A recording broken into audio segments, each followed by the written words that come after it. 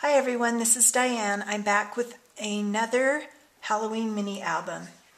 My sister went to a garage sale and she found a whole bunch of these books by Prova Craft in this shape and in a rectangle shape. And they're kind of, I guess they're made for gatefold mini because they've got papers that go both ways. And there's quite a few papers. So I used these to make my Halloween mini and turned it into this.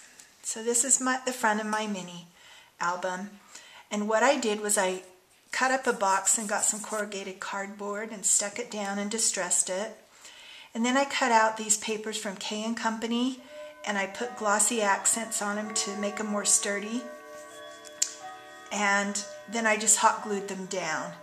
I had some paper that looked like stone, and so I cut out stone pillars on the sides. Then I used my Martha Stewart spider punch to make the eaves of the house. So that's my cover. Inside is, I guess, in the house, maybe a witch's house. I kind of wanted this to look like wallpaper on the sides.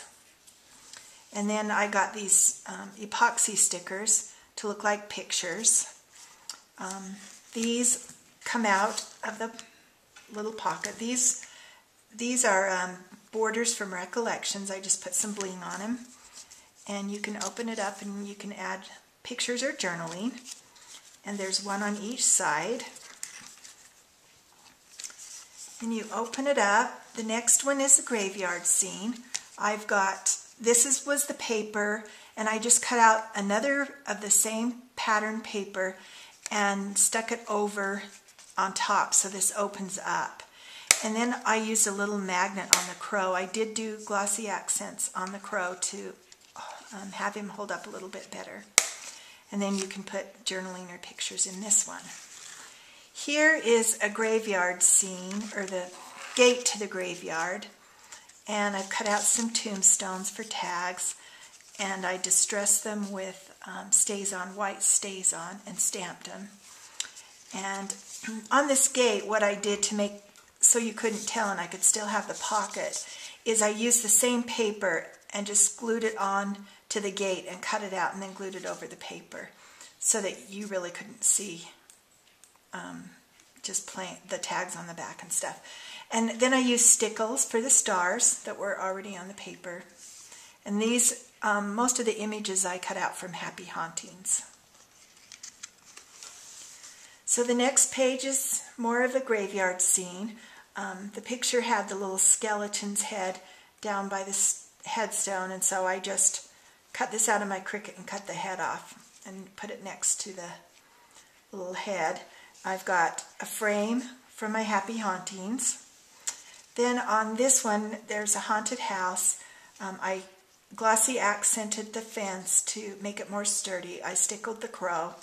This pulls out, and you still have the scene, and then I've done stickles for the stars.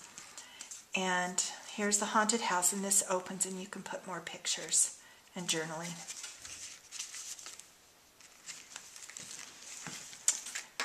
The next page, you can untie this. There's a little accordion book for more pictures, and I stickled these. These are the cutouts that came with this paper pack, and I just glued it on the front, and I also used stickles on that to kind of bling it up a bit. Here I've got 3 pumpkins. I got these at Michael's. I'm not sure. I think they might be Recollections. I put a brad in the top. I just traced the pumpkin onto some white paper, stamped some journaling spots, and you can put pictures on all 3 of those. Got some ribbon here in the pocket. Cut this Beware out on Happy Hauntings. And I've got another place to put a picture here. And I've stickled with black inside the tree. And I also stickled these owls, and there's another frame. The next page is my black cat page. I stickled the eyes on the cat, and I put the cutout here and made a pocket. And I've sprayed these 3 tags with the Halloween sprays from Lindy's Stamp Gang. They're gorgeous. This was my first time using those and I really liked them. The next page is my spider page. I've made 2 tags using the Martha Stewart corner punch to do the corners. I embossed around the edges of this paper and used the Martha Stewart spider border punch. And this paper is flocked. I thought that was really pretty. And then I put a Recollections border sticker down there. The next page are pumpkins sitting on a fence, and when you pull these out, they're tags to put pictures or journaling on. All 3 of these are tags. And what I did again, so you couldn't see, is I put these on the same paper as my background, so you can't really see their tags. The next page is a Recollections frame, and I've left a space where you can slide a picture down underneath. And this one is my favorite. I cut this out on Happy Hauntings and stickled it.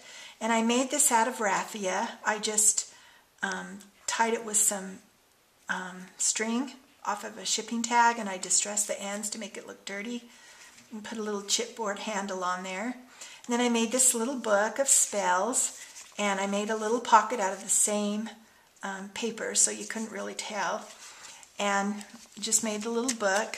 I used my eye rock to put the little binding on, and just used some gold stickers, and that just slides down there for journaling or pictures. And then here's my witch with the cauldron. On the fire I stickled it with orange and yellow. And I've also sprayed these tags and put some fibers on them, stamped some bats on them for pictures or journaling. They go behind the witch.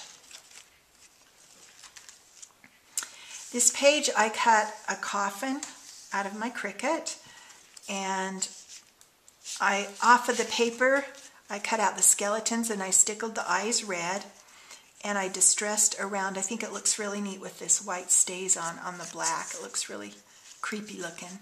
Anyway, those are tags. They get tucked into the coffin. And my last page is the trick or treat page with a cauldron with some candy around. And then I've put trick or treat here. This opens up. I've also sprayed this with the same spray and put some stickers there, or some stamps. And I thought that turned out really cute. It was a lot of fun to do. It was a little bit of a challenge using this book. I wasn't quite sure how I was going to do it, but I think it turned out pretty good. So I hope you enjoyed it, and I hope I've inspired you some way to try some of these different things. And I thank you for watching, and we'll see you next time.